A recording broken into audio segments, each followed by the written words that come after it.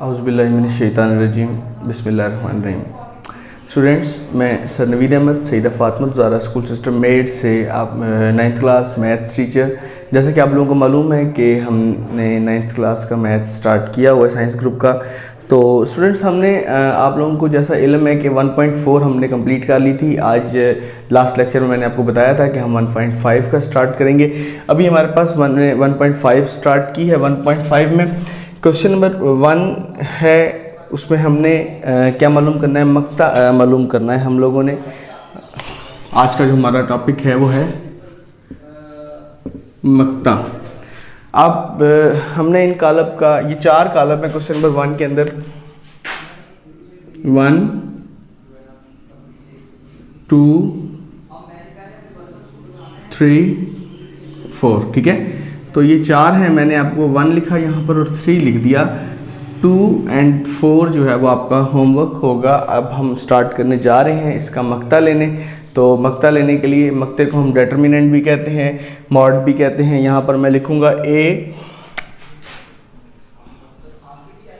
क्या है ए, -1 1 2 और 0, ये मक्ता है। कालब है हमारे पास ए, इसका हमने मक्ता मालूम करना है। पहले हम मक्ते का कंसेप्ट नहीं पढ़ा, हमने फर्स्ट टाइम पढ़ रहे हैं। हम क्या करेंगे, हम इसको इस तरह करके लिख लेंगे, ए का मॉड बराबर है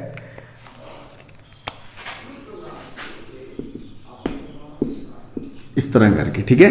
ये हमारे पास ए का मॉड आ गया। अब हम क्या करेंगे, हमने इसको लिखना है, इन दोनों को जो वतरी अराकीन है इनको हमने मल्टीप्लाई कर देना है। आपको वतरी अराकीन का मालूम है, हमने इन दोनों को मल्टीप्लाई कर देना है इस तरह करके, ठीक है।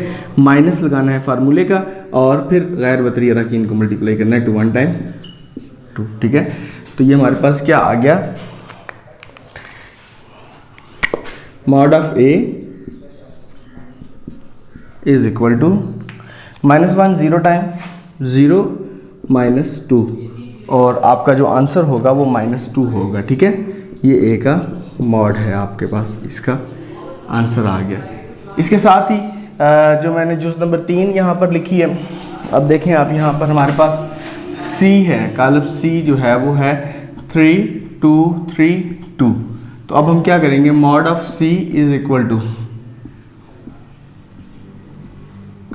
इस तरह, ठीक है। अब यहाँ पर कोई मुश्किल काम, कोई प्रॉब्लम इसमें नहीं है। क्या होगा, simply mod of C is equal to, अब क्या करना है, हमने वतरी अराकीन को मल्टीप्लाई करना है। वतरी अराकीन आपके पास ये हैं, इनको मल्टीप्लाई करें 3 2 बार 6 माइनस फार्मूले का, 3 2 बार 6 माइनस फार्मूले का।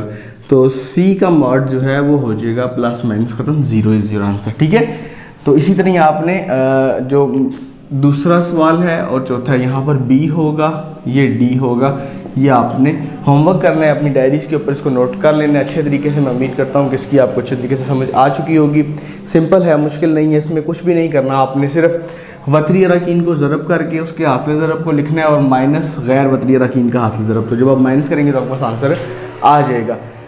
अभी हम चलते हैं question number exercise number 1.5 question number 2 की जानिब। यही मक्ता ही मालूम करना है, लेकिन उसमें थोड़ी सी फॉरवर्ड चीज़ है। तो हम इसको अपने नोटबुक्स पे नोट कर लेना है, होमवर्क आपने कर लेना है, फिर उसके बाद आपने क्वेश्चन नंबर 2 को सॉल्व करना है। अभी हम जा रहे हैं। हमने यहाँ पर जो है वो क्वेश्चन नंबर 2 की मैंने 2 जुज़ें लिख दी हैं। इसकी भी 4 ही जुज़ें हैं, 1 2 3 4, ठीक है। मैंने 1 और 2 लिख दी, 3 4 आपका होमवर्क होगा। अब हमने क्या करना है, यहाँ पर मैंने लिखा नादर कालब, ठीक है। नादर कालब हमने फाइंड आउट करना है कि कौन सा नादर कालब है, कौन सा गैर नादर कालब है। नादर कालब की डेफिनेशन मैं पहले यहाँ पर लिख देता हूँ आपको। नादर कालब बेसिकली नादर कालब, ठीक है। नादर कालब वो कालब जिनका मक्ता 0 हो, ठीक है। वो कालब जिनका मक्ता 0 हो। अब आपने पहले ये देख लेना है, चेक कर लेना है, मेक श्योर कर लेना है कि देखें, सीधी सी बात है कि हमने चेक करना है कि मक्ता 0 है या नहीं है। तो उसके लिए हमें मक्ता लेना पड़ेगा, ठीक है। मक्ता हमें फाइंड आउट करना पड़ेगा। क्वेश्चन हमारे पास ये मौजूद है, ए इज इक्वल टू 3 6 2 और 4, ठीक है। तो हम क्या करेंगे, ए का डेटर्मिनेंट इज इक्वल टू 3 6 2 और 4।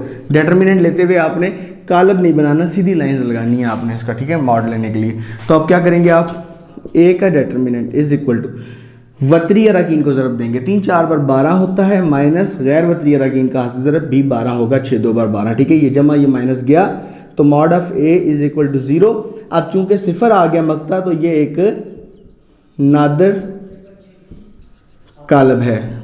Is that clear? मुझे उम्मीद है कि आपको समझ आ गई होगी। इसी तरह हमने ये मेरे पास जो दूसरी जो है पार्ट 2 है इस क्वेश्चन का, वो भी मैंने यहाँ पर नोट डाउन किया हुआ है। बी इज इक्वल टू क्या है, 4132 है, तो मैं यहाँ लिखूंगा 4132, तो मैं इसका मॉड ले लूँगा, बी का मॉड इज इक्वल टू 4312, ठीक है। तो mod of B is equal to 4 2 time 8 minus 3 1 time 3, तो mod of B is equal to 5। अब चूंकि 5 0 के बराबर नहीं है, mod of B is not equal to 0, so ये गैर नादर कालब है। तो यहाँ तक हमारा काम मुकम्मल हो गया। अभी हमने क्वेश्चन नंबर 1 किया, 2 किया, इसका पार्ट नंबर 3 और 4 आपने घर से करना है। क्वेश्चन नंबर जो एक्सरसाइज नंबर 1.5 है उसके क्वेश्चन नंबर 1 का पार्ट नंबर 2 एंड 4 आपने घर से करना है, और क्वेश्चन नंबर 2 का जो है पार्ट नंबर 3 एंड 4 आपका होमवर्क है। इस सारे को आपने नोटबुक्स में नोट कर लेना है। तो नेक्स्ट टाइम हम जब आएंगे एक नए सबक के साथ क्वेश्चन नंबर 3 एंड 4 के साथ, तब दोबारा मुलाकात होगी। तब तक के लिए अल्लाह हाफिज़, फ़ी अमान अल्लाह।